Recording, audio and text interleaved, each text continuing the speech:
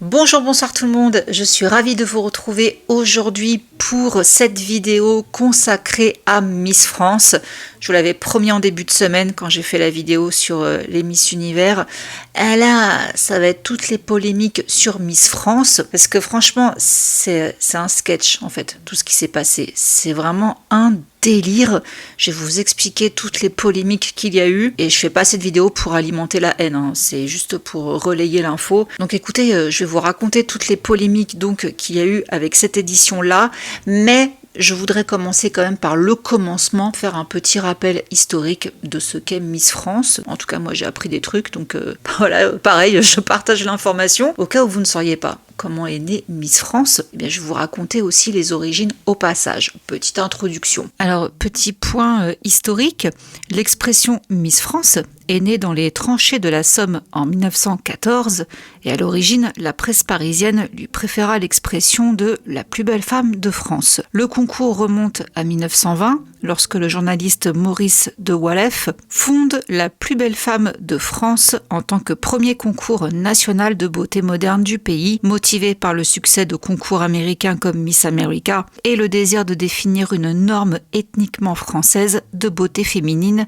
au milieu des changements culturels de l'après-guerre. En janvier 1920, le quotidien Le Journal lance un concours pour choisir la plus jolie fille du pays. 2063 femmes répondent à l'appel. Une première sélection est faite par un jury composé de peintres et de sculpteurs, et après cette première étape, il ne reste que 49 jeunes filles âgées entre 17 et 23 ans. À partir du 13 février, le journal diffuse un de leurs portraits par jour à la une, et pour préserver leur modestie, selon les propres mots de Maurice de Waleffe, directeur du quotidien et organisateur du concours, on ne donne pas leur nom. Elles sont à la place désignées par des surnoms de fleurs, de pierreries, d'oiseaux ou de déesses. En parallèle, elles sont aussi présentées sur les écrans de cinéma pendant l'entracte. Elles apparaissent 7 par 7 et ce à 3 reprises, en pied, en buste et en groupe. Les spectateurs reçoivent une carte postale lorsqu'ils achètent leur billet. Ils peuvent alors voter pour leur muse préférée. Et afin d'encourager les votes, Maurice de Waleffe propose 500 francs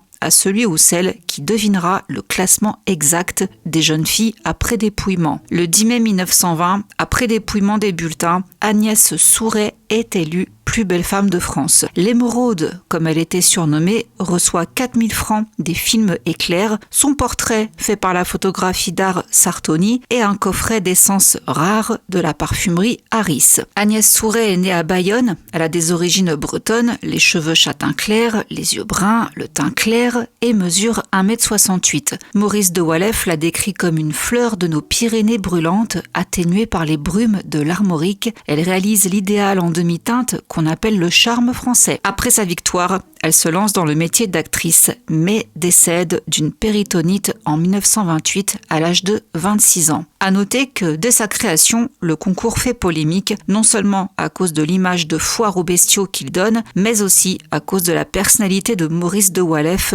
fervent admirateur de Mussolini. L'élection des Miss France est diffusée à la télévision depuis 1987. Elle a d'abord été retransmise sur FR3, puis sur TF1 depuis décembre 1995, et depuis 2005, cette émission est produite par Endemol. En 2010, Geneviève de Fontenay, qui présidait jusque-là le comité Miss France, a décidé d'organiser son propre concours de beauté, Miss National. La dénomination Miss France est actuellement propriété d'Endemol et de la société Miss France. Alors, pour devenir Miss France, il faut être de nationalité française, être âgé de 18 à 24 ans, à la date du 15 novembre de l'année en cours, mesurer au minimum 1m70, être célibataire et sans enfant, ne pas vivre en concubinage et posséder un casier judiciaire vierge. Par ailleurs, il ne faut pas, sous peine d'être disqualifié, avoir posé partiellement ou totalement dénudé, avoir déjà participé à ce concours ou recourir à des artifices,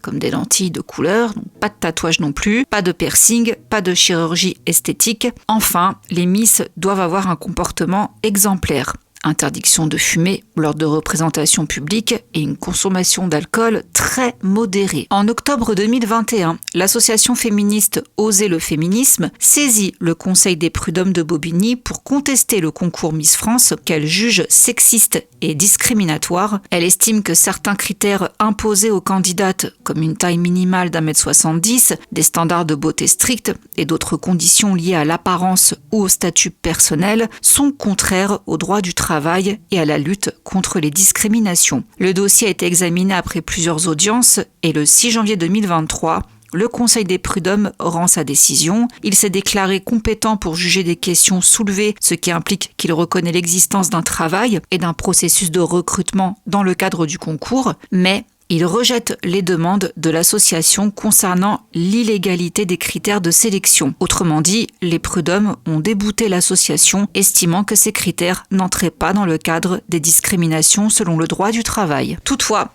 à partir de cette année-là, donc l'édition 2023, pas mal de choses vont changer, comme l'a annoncé Alexia Laroche-Joubert, qui se veut progressiste. La nouvelle présidente du comité Miss France précise qu'à partir de cette année, il n'y aura plus de limite d'âge pour se présenter au titre. On peut être belle à n'importe quel âge, même si je sais que certains comités locaux ont maintenu cette limite à moins de 24 ans, et c'est leur droit, déclare-t-elle. Alexia Laroche-Joubert a également raconté que la couronne ne sera plus interdite aux personnes mariées, pacsées ou ayant des enfants. Enfin, elle a fini par confirmer que les jeunes femmes transgenres pouvaient participer au concours. Les candidates doivent être inscrites à l'état civil comme étant de sexe féminin, sans leur demander pour autant si elles ont effectué un changement de sexe, précise-t-elle. Une belle initiative que soutient Diane Lair, Miss France 2022. Je cite, « Maintenant, c'est aux Français de montrer qu'ils sont capables d'avoir l'ouverture d'esprit, d'accepter des femmes nouvelles, différentes, en tant que représentantes de la France. Des femmes de tous âges,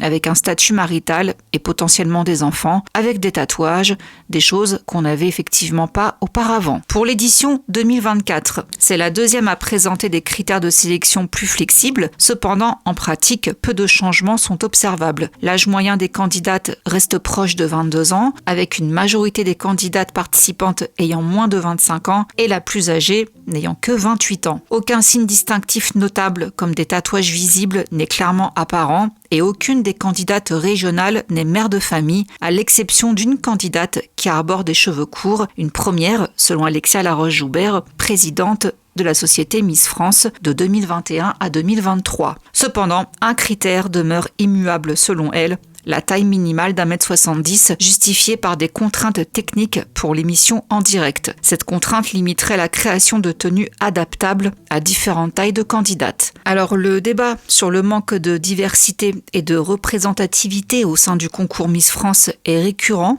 et fait écho depuis plusieurs années et malgré des ajustements mineurs, des critiques subsistent. Bien que des changements aient été apportés aux critères de sélection, l'édition 2024 de Miss France semble témoigner d'une évolution timide et peu marquée en matière de diversité et de représentation. Les critiques donc persistent quant à l'uniformité et au manque de prise en compte de la diversité réelle des femmes dans ce concours de beauté emblématique. Voilà donc pour l'introduction. Un petit peu le parcours de Miss France et j'en arrive donc à l'élection de Miss France 2026 qui s'est tenue le samedi 6 décembre. C'était la 105e cérémonie présentée par Jean-Pierre Foucault et elle s'est déroulée à Amiens. Ça a été assez sportif, hein. Déjà, mi-novembre, les 30 candidates en lice pour le titre de Miss France 2026 se sont rendues en Martinique pour le traditionnel voyage de préparation. Les jeunes femmes ont enchaîné activités sportives et culturelles. Avec ce voyage de préparation, la Martinique a également pu bénéficier d'une exposition médiatique nationale et internationale portée par TF1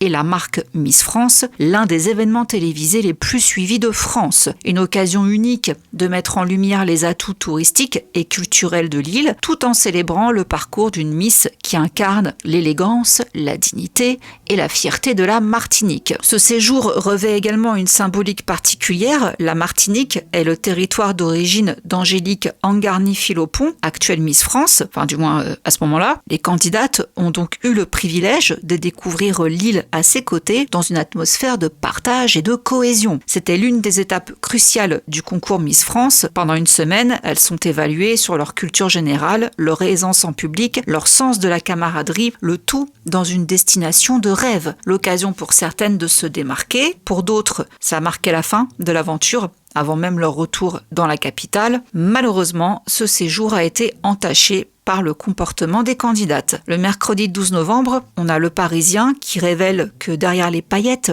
une toute autre ambiance se cache. En effet, selon leurs informations, plusieurs d'entre elles font preuve d'un comportement jugé désinvolte. Donc face à cette situation, Frédéric Gilbert, directeur du concours, a convoqué certaines d'entre elles pour un rappel à l'ordre. Frédéric Gilbert a ainsi indiqué avoir reçu au moins 5 ou 6 retours de la part de membres de l'équipe d'organisation et du personnel concernant des comportements d'un petit groupe de plusieurs personnes dont l'identité n'a pas été dévoilée. Pendant une activité, certaines n'ont pas été très polies, d'autres ont fait preuve d'un peu d'insolence et cela n'est pas possible. On n'est pas leur domestique, a-t-il confié. J'ai donc mis un tour de vis. On est au 4e jour et c'est tôt. Elles apprennent à se connaître. Il y a des affinités. Il y a eu aussi du laxisme chez certaines sur le respect des règles. Il a fallu remettre un cadre. Ensuite, il détaille les différents reproches faits aux Miss régionales sur le respect des règles et de la vie collective. Les femmes de ménage ne doivent pas trouver des affaires partout dans les chambres. Quand on prend un café, on ne laisse pas traîner son gobelet, ce n'est pas au maquilleur ou au coiffeur de ranger derrière. De même, quand le téléphone sonne pendant une activité ou le HMC, habillage, maquillage, coiffure, on ne décroche pas. Pour le directeur, une chose est certaine, on ne peut pas élire une Miss France, aussi belle soit-elle, si elle ne respecte pas les gens et se comporte mal. Oui, c'est la base. Donc une mise au point qui s'est déroulée juste après le test de culture générale. Et donc on en arrive au 6 décembre, la cérémonie. Après une soirée riche en rebondissements et en émotions, Jean-Pierre Foucault a annoncé le nom de celle qui succédera à Angélique Angarny-Philopon. La 4e dauphine est Miss Roussillon, la 3e dauphine est Miss Guadeloupe, la 2e dauphine est Miss Normandie, et tout s'est donc joué entre Miss Nouvelle-Calédonie et Miss Tahiti. La grande gagnante, Miss Tahiti. Très émue, la jeune femme a pris la parole.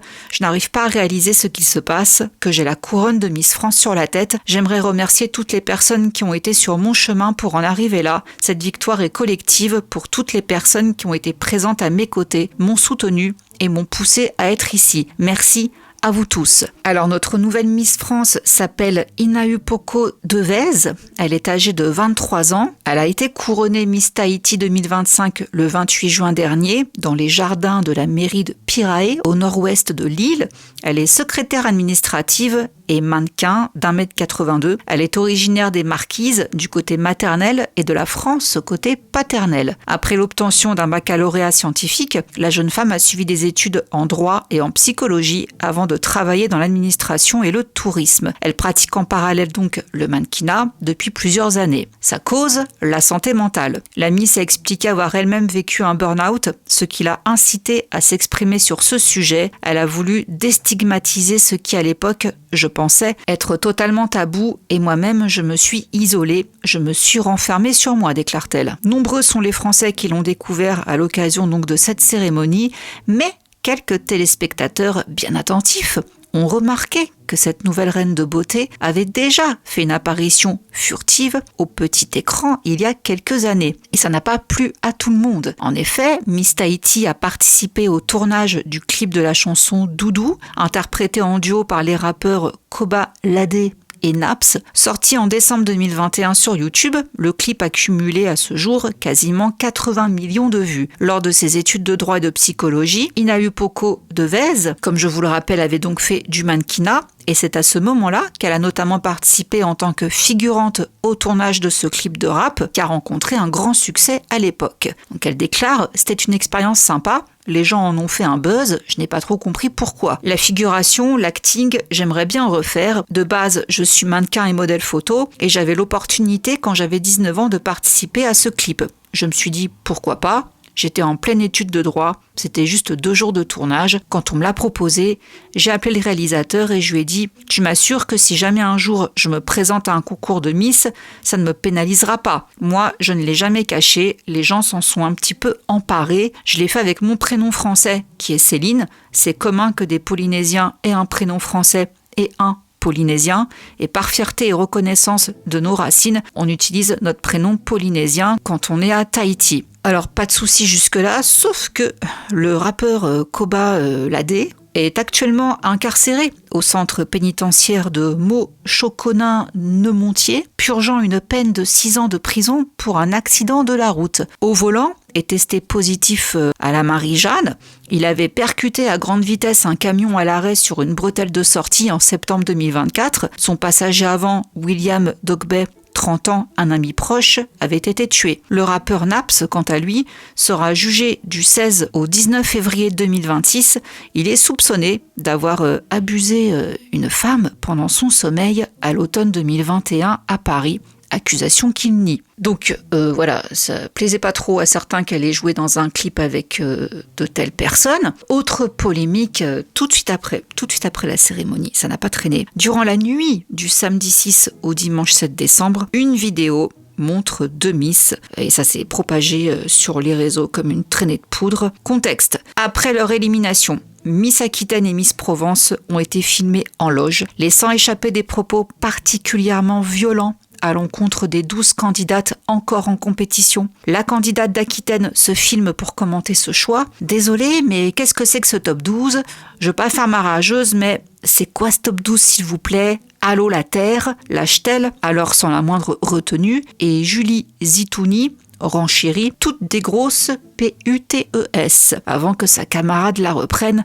Pas toutes, mais beaucoup. Une vidéo qui n'était visiblement pas destinée au grand public, mais plutôt à un cercle privé. Problème, elle a depuis fait le tour d'Internet, obligeant les 2 principales concernées à prendre la parole et présenter leurs excuses en urgence, ce qui n'a en rien atténué la gravité de la situation, comme le précisent les comités régionaux des 2 Miss, qui assurent malgré tout avoir pris acte de ces excuses. Mais ces paroles et cette attitude sont en totale contradiction avec les valeurs que nos comités s'efforcent de défendre. La gravité des propos tenus rend impossible le maintien de leur titre de Miss Provence 2025 et de Miss Aquitaine 2025. Détaille le communiqué qui ajoute que le rôle d'une Miss régionale est d'être une ambassadrice de sa région, un visage de sérieux, de respect et de responsabilité, notamment auprès des jeunes femmes qui s'identifient à elle. Oui, là c'était raté. Alors les excuses.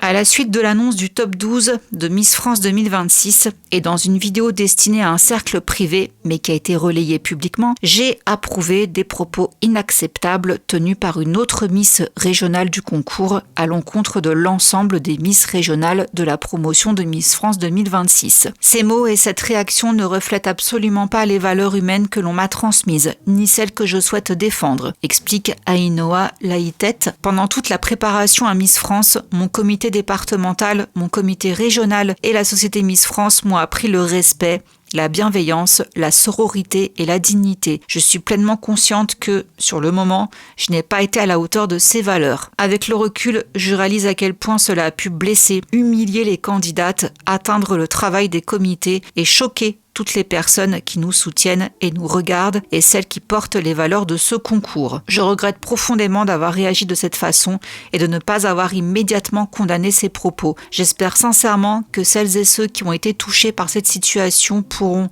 avec le temps, accepter mes excuses. Alors sur les réseaux, il y a aussi sa camarade Julie Zitouni qui s'est également exprimée en évoquant une vidéo privée, bien sûr, dans laquelle les mots prononcés sont maladroits et ne reflètent absolument pas ce que je pense des candidates. Elle déclare avoir utilisé le mot PUTE dans le sens familier. Pour elle, cette insulte, c'était que pour rigoler. C'était pas la première fois que je faisais cette blague, sauf que là, ça a été filmé. Miss Aquitaine ne m'a jamais dit qu'elle allait balancer cette vidéo sur sa story. Je ne l'aurais jamais accepté, même sur une story privée, explique-t-elle. J'ai compris que je ne pourrais pas assumer ce rôle avec toute l'exigence qu'il demande. Donc elle assure ne pas vouloir intégrer le top 12. Alors, les comités régionaux de Miss Provence et Miss Aquitaine, donc elles ont été destituées de leur titre pour propos injurieux. Ça a été annoncé le mardi 9 décembre. Et dans un entretien accordé au journal Le Parisien, Frédéric Gilbert président de la société Miss France, assure ne pas être étonné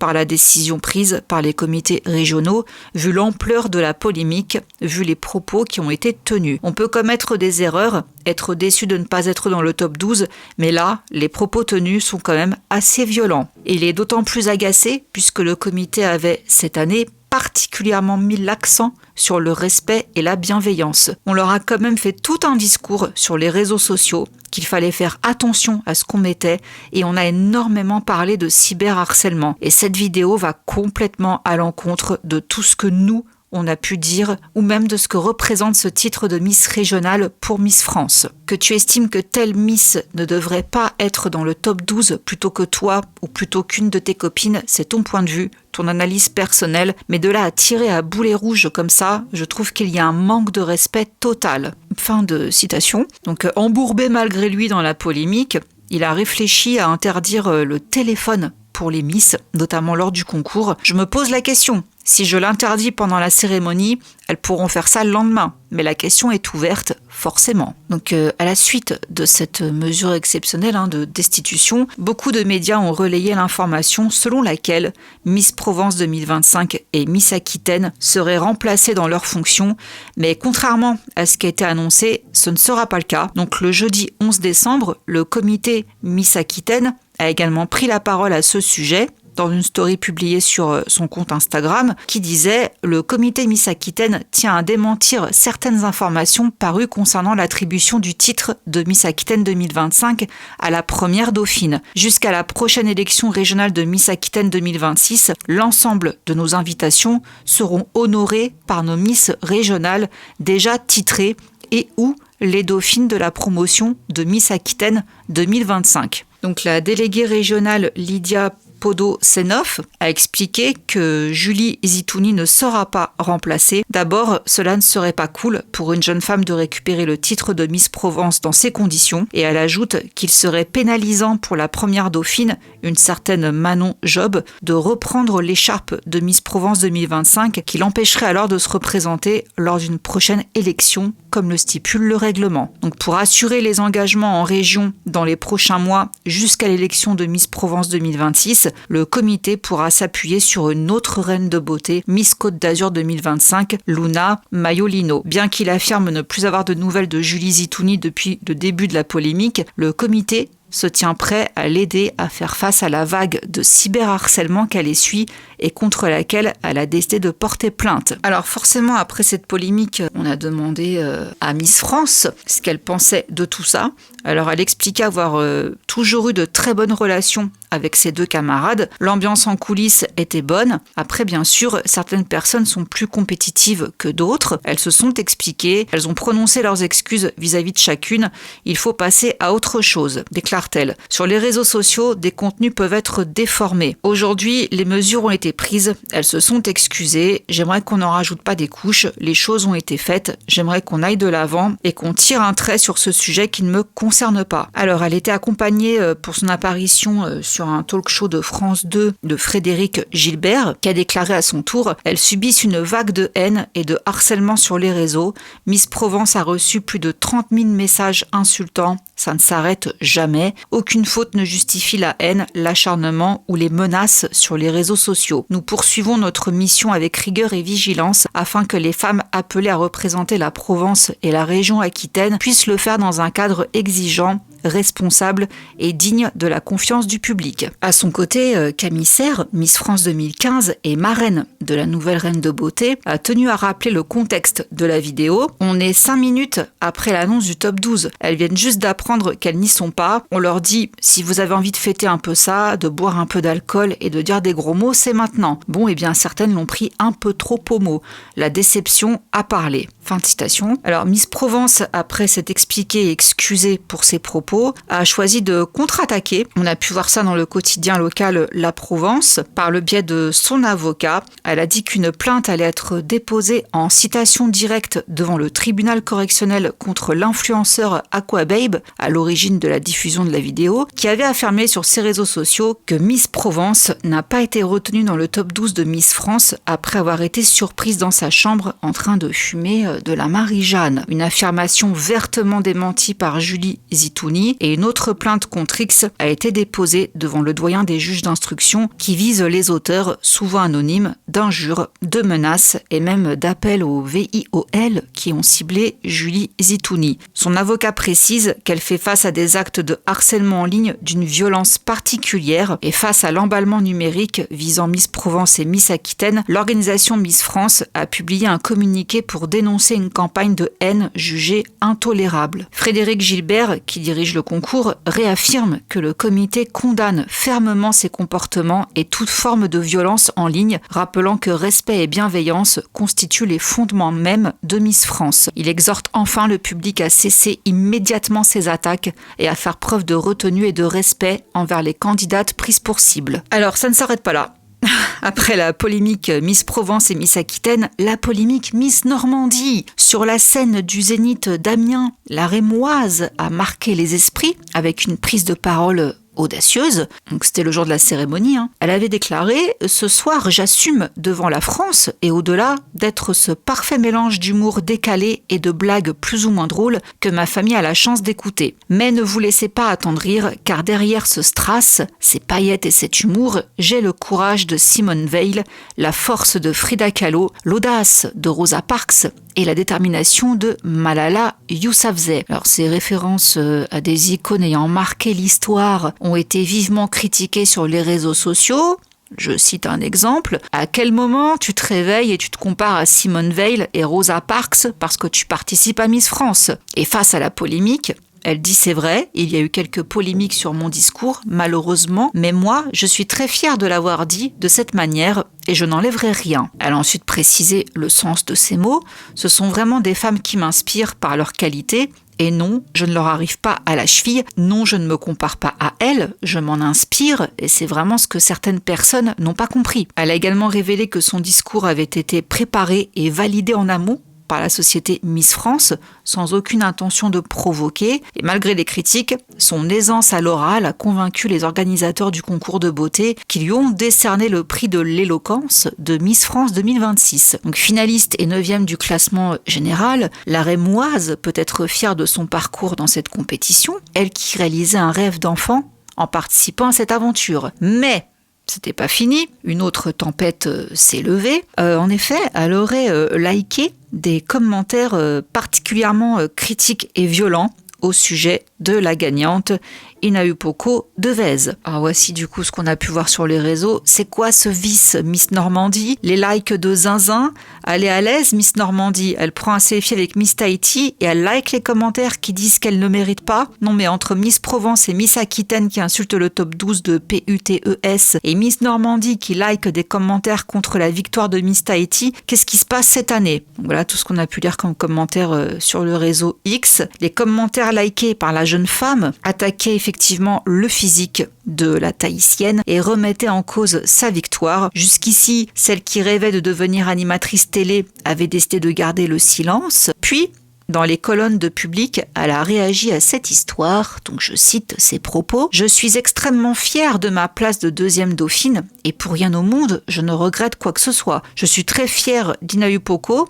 Pour la petite histoire, moi je pensais que tout le monde allait être bienveillant, donc je me suis amusée à liker tous les commentaires sous mes publications sans forcément bien lire. Je pensais justement que sous ce post, là où je remerciais tout le monde, il n'y allait avoir que des gens bienveillants qui allaient me dire félicitations et pas des commentaires haineux qui allaient dire que l'une méritait plus la place qu'une autre. On méritait toute notre place. » Donc elle a tenu à mettre les points sur les i concernant sa camarade d'aventure, sacrée Miss France. C'est une très bonne amie avec qui je m'entends merveilleusement bien, que j'aime beaucoup et je pense que ça s'est vu à la télé. J'étais la première à lui sauter dans les bras. Les gens aiment raconter des bêtises. Maintenant, j'arrête de lire les commentaires et je pense qu'il faut faire attention à ne pas trop réagir. Alors, face à tout ça, on a quand même eu l'avis d'Élodie Gossuin par rapport à Miss France 2026 de manière générale. Alors pour rappel, elle avait été élue Miss France 2001, donc elle est maintenant animatrice, maman de 4 enfants. Elle a livré un regard à la fois lucide et nostalgique sur l'évolution du concours. et en évoquant les polémiques qui ont donc éclaté, elle reconnaît avoir parfois le sentiment que c'était mieux avant. Une réflexion qu'elle nuance aussitôt. Selon elle, ces dérives sont indissociables de l'ère des réseaux sociaux, mais elles sont liées aux réseaux sociaux et c'est très paradoxal parce que justement, moi je défends à fond les réseaux, déclare-t-elle. Les réseaux, c'est mon café du coin avec mes copines. Je pense que ça peut être très utile dans le partage, que ça libère la parole et que c'est essentiel. Donc à ses yeux, les réseaux peuvent être des outils précieux de partage et de libération de la parole, mais elle admet aussi que les réseaux ouvrent la porte à des dérapages incontrôlables, capables de prendre des proportions démesurées en quelques heures. Elodie se dit particulièrement touchée parce qu'on subit certaines candidates ces dernières semaines. Elle cite notamment Miss Aquitaine, Miss Provence, Angélique Angarny-Philopon, Ève Gilles, confrontée à des vagues de critiques, parfois d'une extrême violence. Pour elle, rien ne justifie le harcèlement, quelle que soit l'erreur commise au départ. Son propre souvenir de Miss France contraste fortement avec cette réalité. Elle raconte avoir évolué dans un environnement très protecteur à une époque où les avis négatifs restaient largement cantonnés à des cercles restreints. En conclusion, Miss France 2026 a connu des tensions inédites, dissipation, clash entre candidates, propos regrettables amplifiés par les réseaux sociaux. On peut penser que c'est la jeunesse qui part en vrille, on peut dire aussi que c'est le reflet d'un cadre devenu plus flou, qui peine à canaliser l'énergie et l'expression des participantes. Donc, quoi qu'on puisse dire du concours, qu'il soit sexiste, critiqué, parfois jugé ringard, il reste quand même un événement symbolique, ne l'oublions pas, suivi par des millions de Français. Beaucoup y trouvent un repère culturel, un rituel annuel. Participer à Miss France n'est pas mauvais en soi, personne n'y est obligé. Et l'élégance, le respect et la dignité qu'il véhicule restent des valeurs importantes. Oui, certaines candidates ont été dissipées et des polémiques ont éclaté, mais ces incidents ne doivent pas faire oublier que le concours reste une vitrine de responsabilité, de visibilité et de symbolisme pour celles qui choisissent d'y participer. Espérons que ça se passe mieux l'année prochaine. En tout cas, félicitations à Ina, comme on l'appelle. Et oui, je me suis pas plantée dans son nom, parce que j'ai vu dans les interviews que tout le monde disait le AU-O, mais dans un article, j'ai vu qu'elle disait qu'il fallait bien différencier. Le U se prononce. Donc normalement, j'ai bien prononcé son nom, c'est tous les autres qui ont tort. Voilà. Bon, je vous laisse là. Je vous fais plein de gros bisous et je vous dis à demain. Mouah. Ciao.